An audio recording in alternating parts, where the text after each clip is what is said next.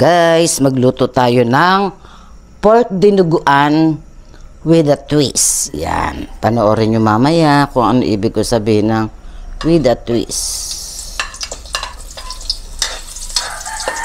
Sabay na natin ang bawang.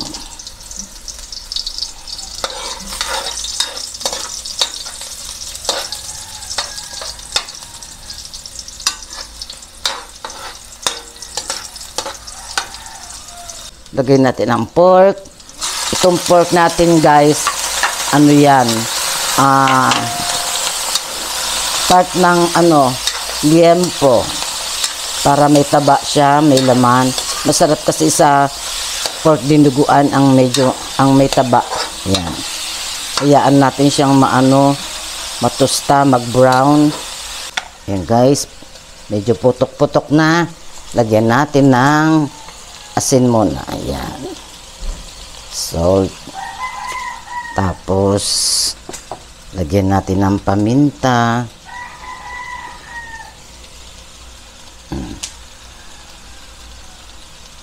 Ayan. Sabay natin yung bay leaf.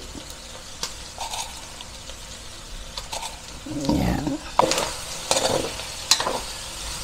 Ayan.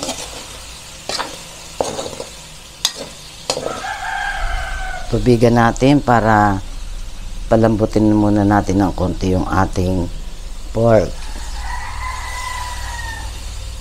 Ayan.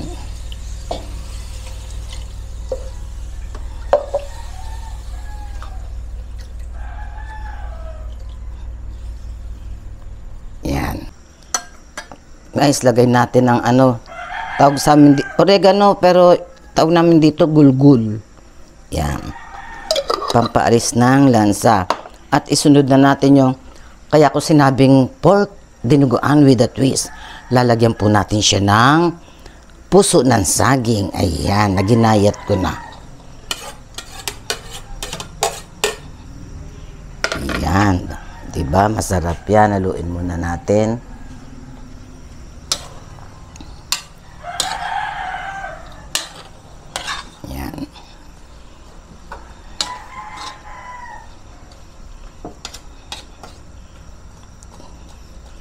Yan, hintayin natin lumambot ang puso ng saging. Yan, guys. Ngayon, ilalagay na natin ang ating, where's the siling siling panigang nakita ko. Eto. Lagay na natin ang ating siling panigang. Yan, siling panigang. At ibuhos na natin yung ating blood. Itong blood po, nilagyan ko na po ito ng suka. Yan. Halo-haloin maigi. Ang sarap. Purong dugo to. Walang halong Hindi ko na masyadong nilamas at para may dugo-dugo. Ayan. Sarap. Malapot siya. O diba? May pork na tayo. May gulay pa. Dinuguan pa rin naman ang lasa niya.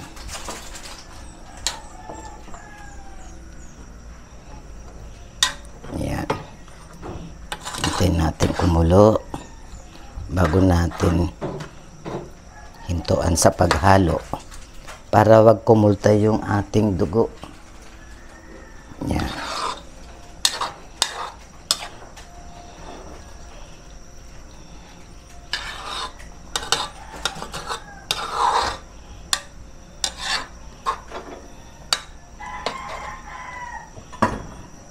Yan, natin pong pakuluin. Yan. Tikman na lang natin, guys. Titikman ko muna kung tama sa suka, sa alat.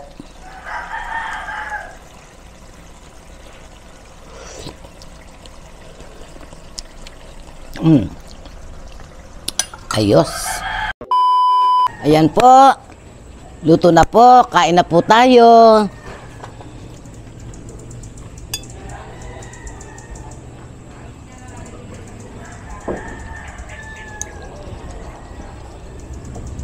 Yung iba po, ang nilalagay, sa halip na tawag nito,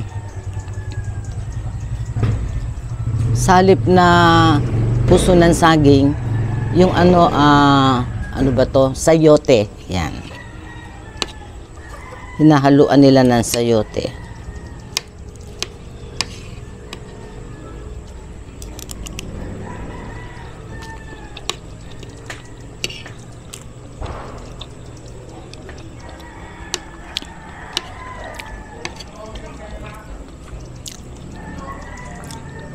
Isang beses ko lang natikman to eh. Matagal ng panahon. Siguro, isa pa lang yung anak ko noon.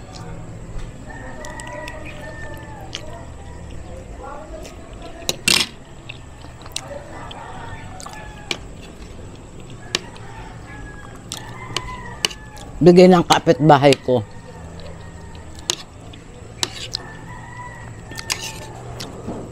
Sa Antipolo kasi, yung isang street na mahabang ganun,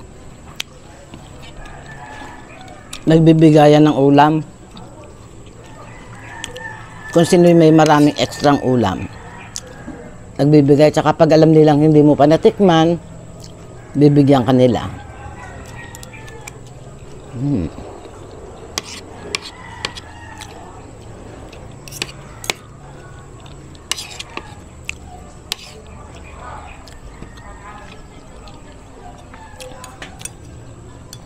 Sarap.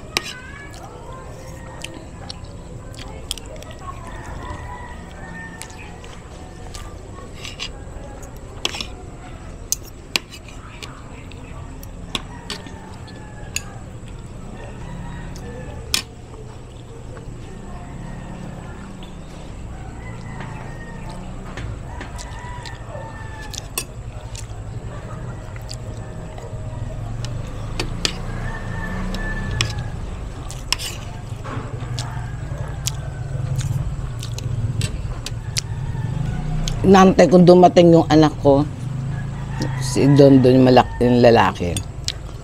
Ang tagal-tagal, nagutom na ako. On the way pa lang daw po sila, nasa San Fernando pa lang. Kain na ako.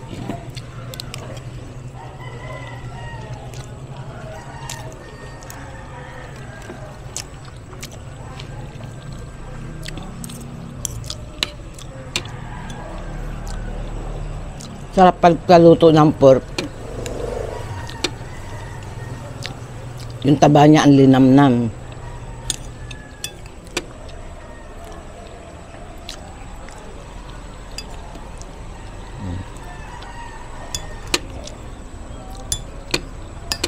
Uy. Uy, nalipad.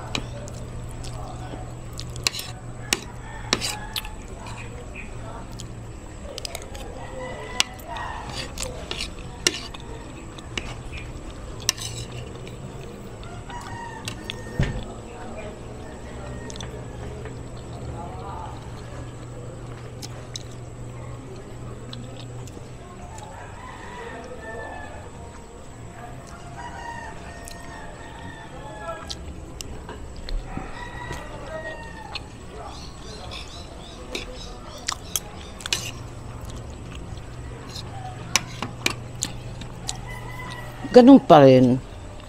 Dinuguan talaga. Na iba lang, may gulay siya. At least, hindi siya puro meat.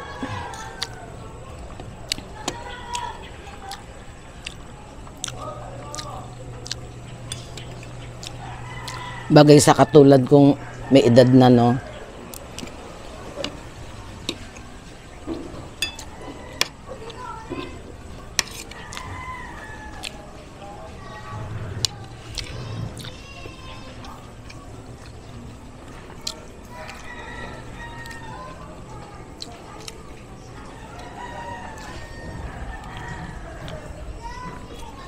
Sa ibang lugar,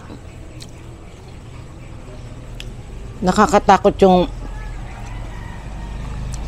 kagawad lang bakit meron nagkakamatayan, ano?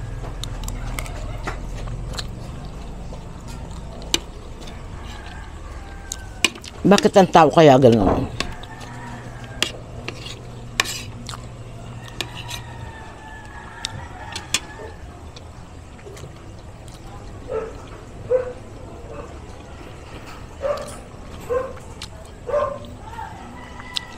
Buti naman dito sa aming lugar, payapa.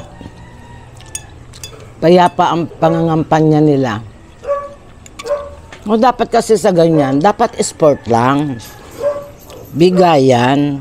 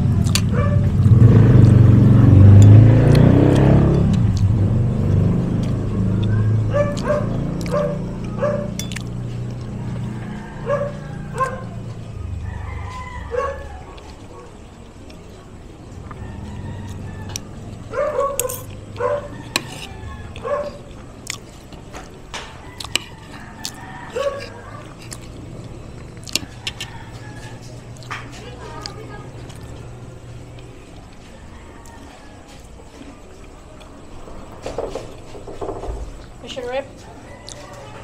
Sarap.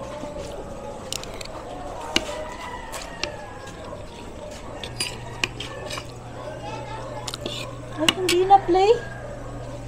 Joke lang. Ikaw talaga. Kahit kailan pa. Serious na serious akong kumakain dito. Nagkukwento-kwento pa ako. Sasabihin mo, hindi nagpe-play. Pinutol mo pala yung sili? Kasi 4 lang yan eh. Inano ko. Para lumasa. Sarap. Malinamnam.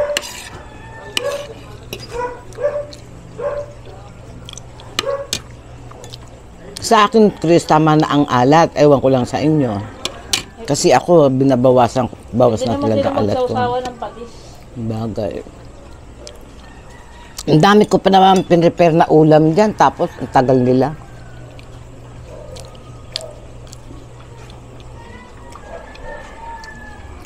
Hoy! Huwag mong pitasin niya mga ano, may talong dyan, may okra, tapos yung saluyot dyan. Lulutuin ko yan.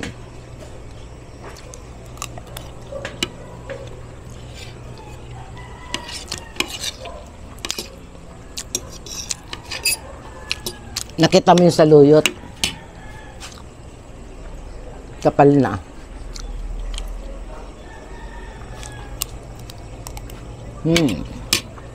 Ang sarap.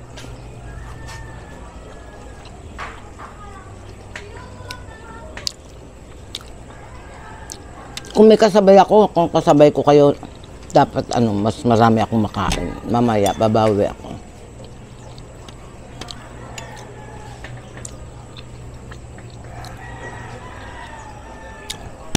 Yan po. Yan, salamat po. Nabusog naman na si Mama Tess. Ayan. Ayan, maraming salamat po sa supports ninyo. At,